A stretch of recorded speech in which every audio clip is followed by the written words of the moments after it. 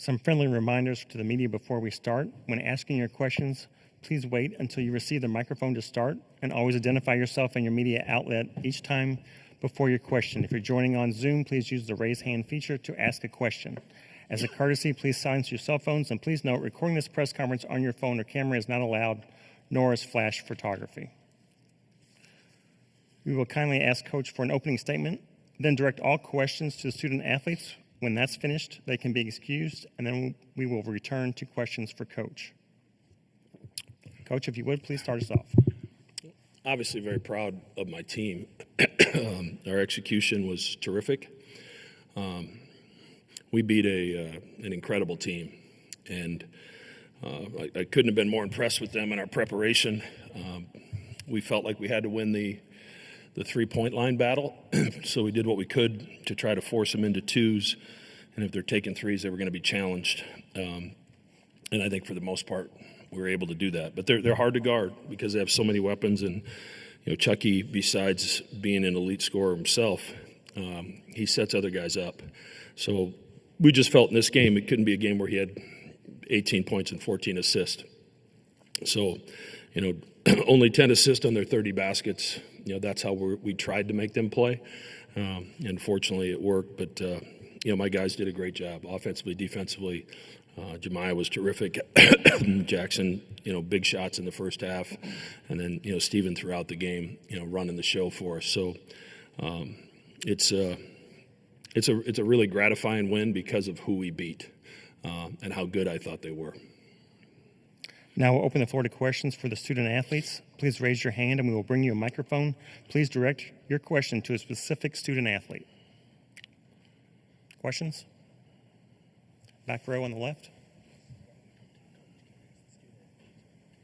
Or in front of him? John Hill, Lexington Herald leader. Steven, I think after a couple of your threes, you made the motion for the crowd to settle down. Just how much did you feed off the environment you knew you guys were going to be facing today?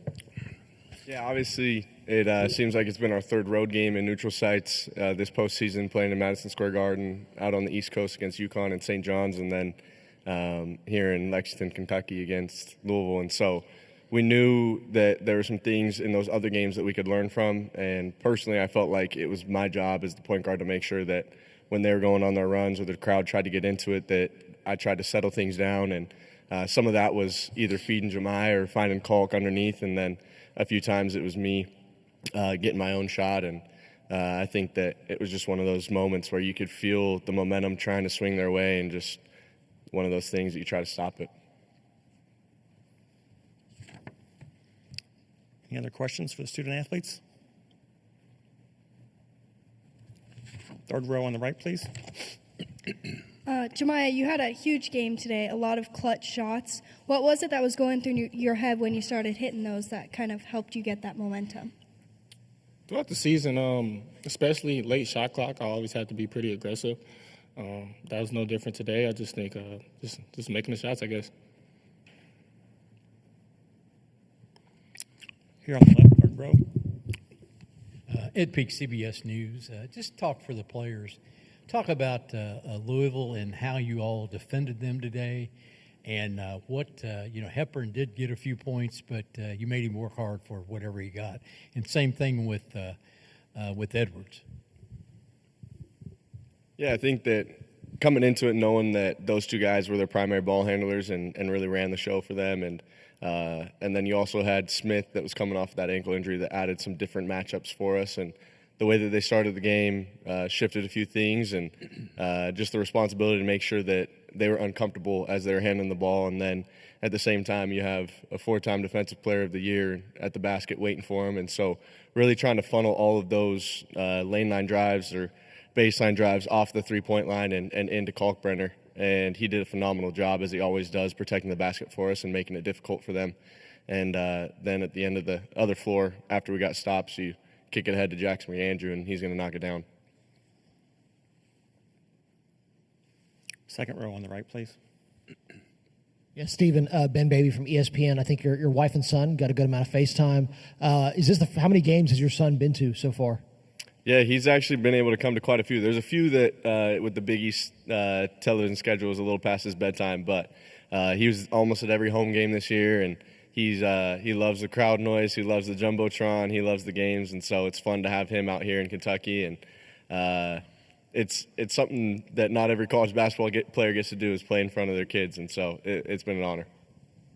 We'll go to the last row on the left first. Gary Graves for the Associated Press. For Jemiah, how much did Stephen and Jackson kind of open things up for you to really take charge and keep things at a comfortable cushion in the second half?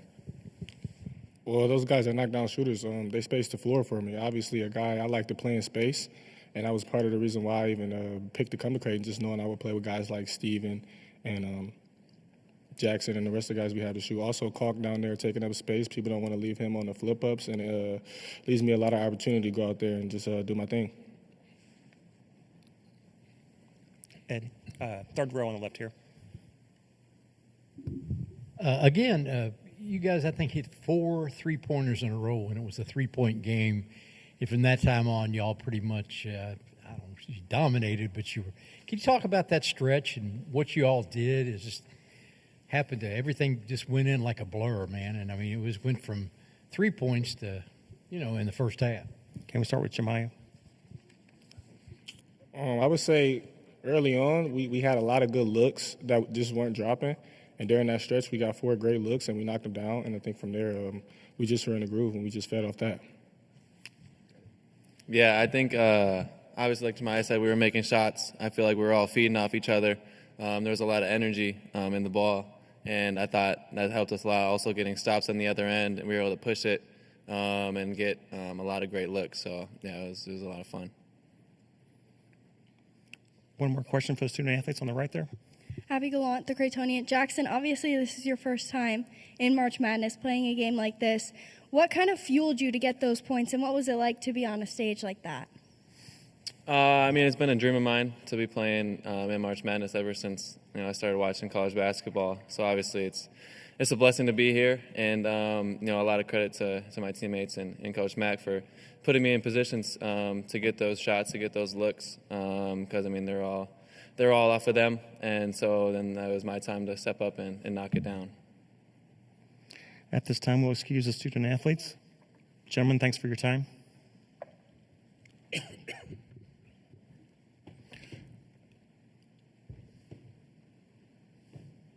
Questions for Coach? Please raise your hand. Back row on the left. Coach McDermott, Jerry Eves of Eves Sports Radio. How are you? I have a question. You took the 3-9 shooters, Scott, Traore, and Waterman. You forced them to shoot the ball, which they were hesitant. What was part of the scouting report to do that? Well, it's a little tricky with Waterman because that's kind of been his reputation. But when they went small, we just felt until he made a couple that the positives that we took by having Kalkbrenner back at the rim outweighed the fact that he might throw in a couple. And then as the game went on and he hit a couple, we had to adjust a little bit. But, teams have done that to us throughout the season, and we've had to adjust to it. But, we keep him back there in drop coverage. He's, in my opinion, he's one of the best in the country at that drop coverage because he's so intelligent and does it without fouling, and his verticality at the rim is really good. So if you haven't played against him, it's really hard to simulate in practice what he does because he's not leaving his feet every time. And some shot blockers, you shot fake them and they're gone. He picks and chooses his spots to leave his feet and when to wall up and makes it difficult to score at the rim. Let's go back row on the right, please. Chris Storch, Blue Ribbon College Basketball Yearbook. Coach, how much easier does it make your job when you've got a point guard like Steven?